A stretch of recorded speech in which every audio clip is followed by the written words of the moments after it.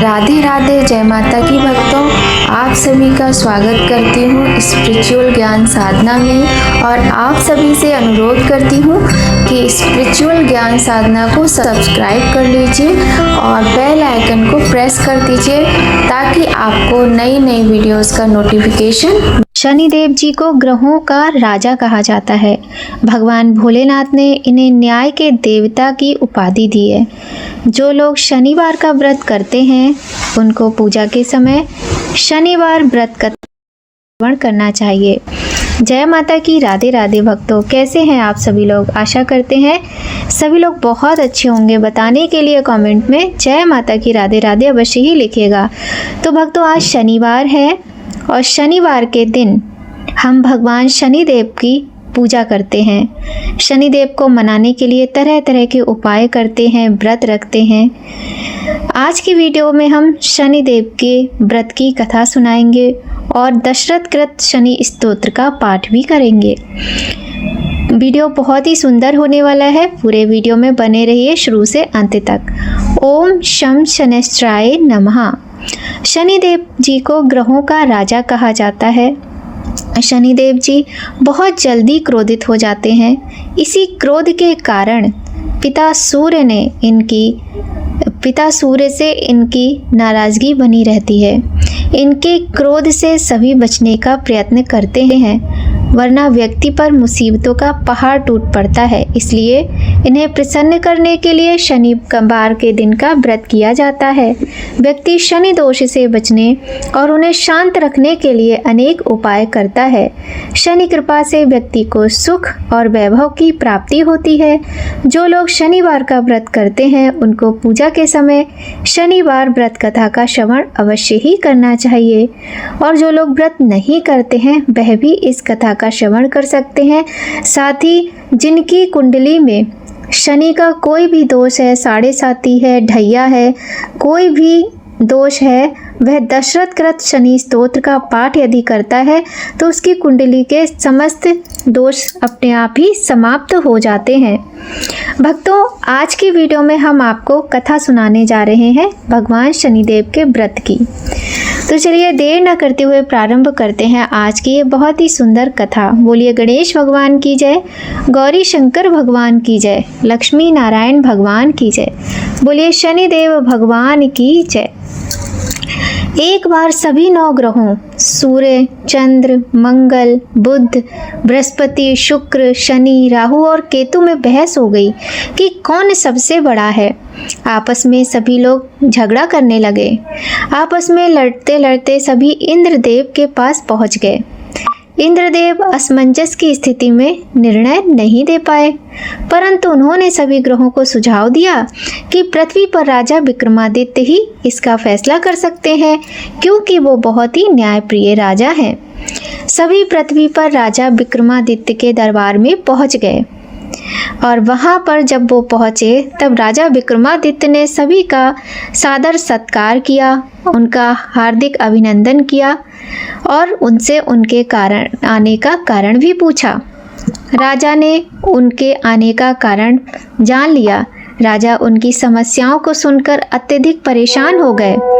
उनका चिंतित होना लाजमी था, क्योंकि जिसको भी किसी से छोटा बताया तो वही गुस्सा हो जाएगा। राजा के काफ़ी सोच विचार के बाद उन्हें एक उपाय सूझा।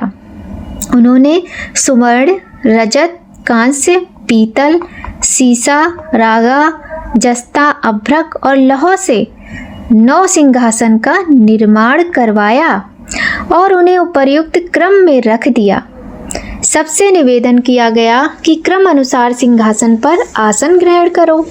शर्त रखी गई कि जो सबसे अंतिम आसन पर बैठेगा वही सबसे छोटा माना जाएगा, जिसकी वजह से शनिदेव सबसे बाद में आसन प्राप्त कर सके और सबसे छोटे कहलाए।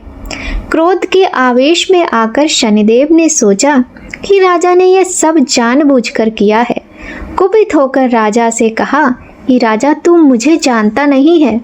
सूर्य 1 राशि में 1 महीना, चंद्रमा 2.25 महीने 2 दिन, मंगल 1.5 महीना, बृहस्पति 13 महीने, बुध और शुक्र एक एक महीने विचरण करते हैं, लेकिन मैं 2.5 से 7.5 साल तक रहता हूँ। मैंने बड़े बड़े का विनाश किया है।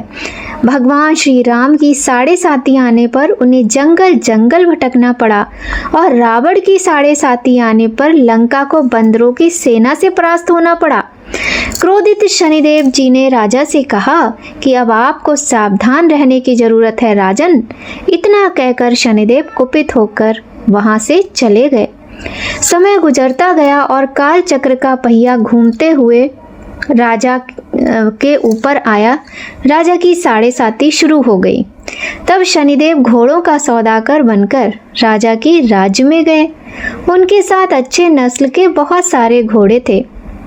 जब राजा को सौदागर के घोड़ों का पता चला तो अश्वपाल को अच्छे घोड़े खरीदने के लिए भेजा। अश्वपाल ने कई अच्छे घोड़े खरीदे। इसके अलावा सौदागर ने उपहार स्वरूप एक सर्वोत्तम नस्ल के घोड़े को राजा की सवारी हेतु दिया। राजा विक्रमादित्य जैसे ही उस घोड़े पर बैठे, वह सरपट वन की ओर भागने लगा। जंगल के अंदर पहुंचकर वह गायब हो गया। भूख प्यास की स्थिति में राजा जंगल में भटकते रहे। अचानक उन्हें एक ग्वाला दिखाई दिया जिसने राजा की प्यास बुझाई। राजा ने प्रसन्नता में उसे अपनी अंगूठी देकर नगर की तरफ चले गए। वहां एक सेठ की दुकान पर पहुंचकर उन्होंने जल पिया और अपना नाम वीका बताया। भाग्यवश उस दिन सेठ की खूब आमदनी हुई। सेठ खुश होकर उन्हें अपने साथ घर ले गया। सेठ के घर में खूंटी पर एक हार टंगा था जिसको खूंटी निगल रही थी। कुछ ही देर में हार पूरी तरह से गायब हो गया। सेठ वापस आया तो हार गायब था। उसे लगा कि वीका ने ही उसे चुराया है। सेठ ने वीका को कोतवाल से पकड़वा दिया और दंड स्वरूप राजा उसे चोर समझकर हाथ पैर कटवा दिए। अपंग अवस्था में उसे नगर के बाहर फेंक दिया गया। तभी वहां से एक तेली निकल रहा था जिसको वीका पर दया आ गई। उसने वीका को अपनी गाड़ी में बिठा लिया। वीका अपनी जीभ से बैलों को हाँकने लगा। कुछ समय पश्चात राजा की शनि दशा समाप्त हो गई। वर्षा काल आने पर वीका मल्हार गाने लगा। एक नगर की राजकुमारी मनभावनी ने मल्हार सुनकर मन ही मन प्रण कर लिया कि जो भी इस राग को गा रहा है उसी के साथ वह विवाह करेगी। उसने दासियों को खोजने के लिए भेजा, परंतु वापस आकर उन सभी ने बताया कि वह एक अपंग आदमी है। राजकुमारी ये जानकर भी नहीं मानी और अगले दिन ही अनशन पर बैठ गई। जब लाख समझाने पर राजकुमारी नहीं मानी, तब राजा ने उस तेली को बुला भेजा। वीका से विवाह की तैयारी करने के लिए कहा गया। अब वीका से राजकुमारी का विवाह हो गया। एक दिन वीका के स्वप्न में शनिदेव ने आकर कहा कि देखा राजन, तुमने मुझे छोटा बताकर कितना बड़ा दुख झेला है। राजा ने क्षमा मांगते हुए हाथ जोड़कर कहा कि हे शनिदेव, जैसा दुख मुझे दिया है किसी और को ऐसा दुख कभी मत देना। शनिदेव जी इस विनती को मान गए और कहा कि मेरे व्रत और कथा से तुम्हारे सारे कष्ट दूर हो जाएंगे। जो भी नित्य मेरा ध्यान करेगा और चींटियों को आटा डालेगा, उसकी समस्त मनोकामनाएं पूर्ण हो जाएंगी। शनिदेव जी ने राजा को हाथ पैर भी वापस दिए। दूसरे दिन जब सुबह राजकुमारी की आंख खुली तो वह आश्चर्यचकित हो गई। वीका ने मनभावनी को बताया कि वह उज्जैन के राजा विक्रमादित्य हैं। मनभावनी खुशी से फूले नहीं समा रही थी। राजा और नगरवासी सभी अत्यंत प्रसन्न हुए। सेठ ने जब ये सुना तो वह पैरों पर गिरकर क्षमा मांगने लगे। राजा ने कहा कि यह सब शनिदेव के कोप का प्रभाव था और इसमें किसी का कोई दोष नहीं है। सेठ ने निवेदन करते हुए कहा कि मुझे शांति तभी मिलेगी जब आप मेरे घर चलकर भोजन करेंगे। सेठ ने कई प्रकार के व्यंजनों से राजा का सत्कार किया। जब राजा भोजन कर रहे थे तभी जो खूंटी हार निगल गई थी वही अब उसे उगल रही थी। सेठ ने अनेक मोहरें देकर राजा का धन्यवाद किया और अपनी कन्या श्री कंवरी से पाड़ी ग्रहण कर निवेदन किया। राजा ने शहर से स्वीकार कर लिया। राजा अपनी दोनों रानियों मनभावनी और श्री कंवरी को लेकर उज्जैन नगरी लौट आए। सारे नगर में दीपमाला और खुशी मनाई गई। राजा ने घोषणा करते हुए कहा कि मैंने शनिदेव जी को सबसे छोटा बताया था, लेकिन असल में वह सर्वोपरि हैं। तब से सारे राज्य में शनिदेव की पूजा और कथा नियमित रूप से होने लगी। सारी प्रजा के बीच खुशी और आनंद का वातावरण बन गया। शनिदेव के व्रत की कथा को जो भी सुनता है या पढ़ता है, उसके समस्त दुख दूर हो जाते हैं। बोलिए शनिदेव भगवान की जय। तो भक्तों, शनिदेव को तो वैसे भी न्याय का देवता कहा जाता है। हमारे कर्मों का जो लेखा जोखा होता है वो तो होता ही है, लेकिन इस जीवन में जो भी हम जीवन जीते हैं उसमें हमें शनिदेव के कोप का सामना ना करना पड़े, इसके लिए अपने कर्मों पर विशेष ध्यान देना चाहिए।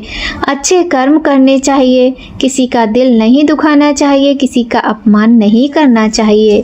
शराब, बेईमानी, व्यभिचार, इस तरह के जो कार्य होते हैं उनसे शनिदेव भगवान अत्यंत क्रुद्ध होते हैं। इसीलिए किसी भी व्यक्ति को इस तरह का कोई भी कार्य नहीं करना चाहिए। तो भक्तों, कथा आपको कैसी लगी कमेंट करके ज़रूर बताइएगा, और शनिदेव जी का आशीर्वाद पाने के लिए जय शनिदेव कमेंट में अवश्य ही लिखिएगा। अब हम आज की वीडियो में दशरथ कृत शनि स्तोत्र का पाठ करते हैं। सभी भक्तगण बहुत ही प्रेम से इस स्तोत्र का श्रवण करेंगे। दशरथ उवाच प्रसन्नो यदि मे सौरे एकश्चास्तु बरापरा रोहिणीं भेदित्वा तु न गंतव्यं कदाचन सरिता सागरा यावद्यावच्चंद्रा मेदिनी याचितं तु महासौरे नन्यमिच्छाम्यम् एवमस्तु शनि प्रोक्तं वरलब्ध्वा तु शाश्वतं प्राप्येवं तु वरं राजा कृत्यो अभवत् तदा पुनरेवा अब्रवीतुष्ट्रो वरं भरत सुब्रत। दशरथ कृत शनि स्तोत्र। नमः कृष्णाय नीलाय शीतकंठनिवाय च नमः कालाग्नि रूपाय कृतांताय च वै नमः। नमो निर्मांस देहाय दीर्घश्म श्रुजटाय च नमो विशाल नेत्राय शुष्कोदर भयाकृते नमः पुष्कल गात्राय स्थूल रोमड़े अथ वै नमः। नमो दीर्घाय शुष्काय काल दंष्ट्र नमोस्तुते।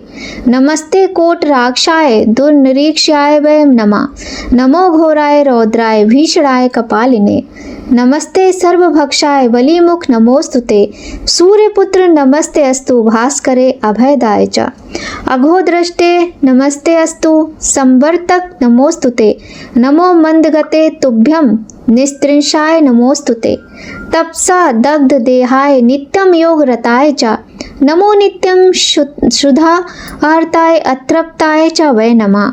ज्ञान चक्षुर् नमस्ते अस्तु कश्यपात्मज सूनवे तुष्टो ददासि वै राज्यं रुष्टो हरसि तत्क्षणात् देवासुर मनुष्याश्च सिद्ध विद्याधरो रगा त्वया विलोकिता सर्वे नाशं यान्ति समूलता।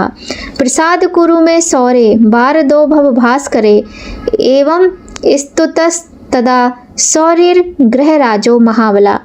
दशरथ उवाच प्रसन्नो यदि मे सौरे वरं देहि ममेव सितम अद्य प्रभृति पिंगाक्ष पीड़ा देया न कस्यचित्। बोलिए शनिदेव भगवान की जय। अब हम इसका हिंदी में आपको अर्थ बताते हैं।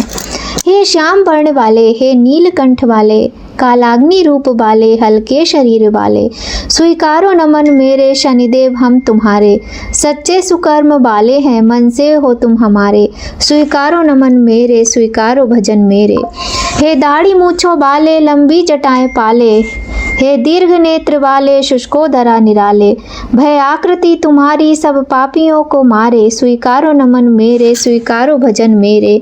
हे पुष्ट देहधारी, स्थूल रोम वाले, कोटर सुनेत्र वाले, हे वज्र देह वाले, तुम ही श्वास दिलाते सौभाग्य के सितारे। स्वीकारो नमन मेरे, स्वीकारो भजन मेरे। हे घोर रौद्र रूपा, भीषण कपाली भूपा, हे नमन सर्वभक्षी बलिमुख शनि अनूपा। हे भक्तों के सहारे, शनि से सब हवाले तेरे, है पूज चरण तेरे। स्वीकारो नमन मेरे। हे सूर्य सुत तपस्वी, भास्कर के भय मनस्वी, हे अघो दृष्टि वाले, हे विश्वमय यशस्वी, विश्वास श्रद्धा अर्पित सब कुछ तू ही निभा ले, स्वीकारो नमन मेरे, हे पूज्य देव मेरे। अति तेज खड्ग धारी, हे मंद गति सुप्यारी, तपदग्ध देहधारी, नित्य योग रत अपारी, संकट विकट हटा दे, हे महातेज वाले, स्वीकारो नमन मेरे, स्वीकारो नमन मेरे। नित्य प्रिय सुधा में रत हो, अतृप्ति में निरत हो पूज्यतम जगत में अत्यंत करुणानत हो, हे ज्ञान नेत्र बाले, पावन प्रकाश बाले, स्वीकारो नमन मेरे, स्वीकारो नमन मेरे।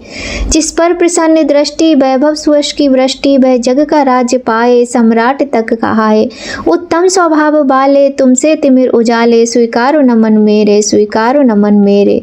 हो वक्र दृष्टि जिस पे तत्क्षण विनष्ट होता, मिट जाती राज्य सत्ता, होके भिखारी रोता, डूबे न भक्त नैया, पतवार दे बचाले, स्वीकारो नमन मेरे, स्वीकारो नमन मेरे। हो मूल नाश उनका, दुर्बुद्धि होती जिन पर हो, देव असुर मानव हो, सिद्ध या विद्याधर, देकर प्रसन्नता प्रभु अपने चरण लगा ले, स्वीकारो नमन मेरे, स्वीकारो नमन मेरे।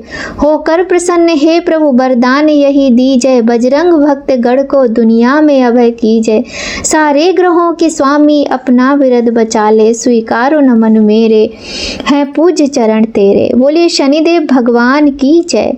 तो भक्तों, आज की वीडियो में हमने शनिवार व्रत कथा, शनिदेव की कथा सुनी, साथ ही हमने दशरथ कृत शनि स्तोत्र का पाठ संस्कृत और हिंदी दोनों में सुना। अब हम करेंगे भगवान शनिदेव की आरती। तो चलिए सब लोग मिलकर भगवान शनिदेव की आरती करते हैं। जय जय श्री शनिदेव भक्त निहितकारी, सूरज के पुत्र प्रभु छाया में तारी। जय जय श्री शनिदेव भक्त निहितकारी, सूरज के पुत्र प्रभु छाया में तारी। श्याम अंक वक्र दृष्टि चतुर्भुजाधारी, नीलांबर धर नाथ गज की सवारी। जय जय शनिदेव प्रभु भक्त निहितकारी, क्रीट मुकुट शीश रचित दीपत है लिलारी, मुक्तन की माला गले शोभित बलिहारी। जय जय शनिदेव प्रभु भक्त निहितकारी, मोदक मिष्ठान पान चढ़ते हैं सुपारी, मोदक मिष्ठान पान चढ़ते हैं सुपारी। लोहा तिल तेल उड़त महश अति प्यारी। जय जय श्री शनिदेव प्रभु भक्त निहितकारी, देव दनुज ऋषि मुनि सुमिरत नर नारी, देव दनुज ऋषि मुनि सुमिरत नर नारी। विश्वनाथ धरत ध्यान शरण है तुम्हारी। जय जय श्री शनिदेव भक्त निहितकारी, जय जय श्री शनिदेव भक्त निहितकारी। सूरज के पुत्र प्रभु छाया में तारी। बोलिए शनिदेव भगवान की जय। तो भक्तों, आज की वीडियो में बस इतना ही। भगवान शनिदेव की कृपा उनके सभी भक्तों पर सदा बनी रहे, हम पर, आप पर, हम सभी पर बनी रहे, ऐसी कामना के साथ आज की वीडियो का यहीं पर एंड करते हैं। मिलते हैं नई कहानी, नई जानकारी के साथ नए वीडियो में। जय माता की। राधे राधे भक्तों।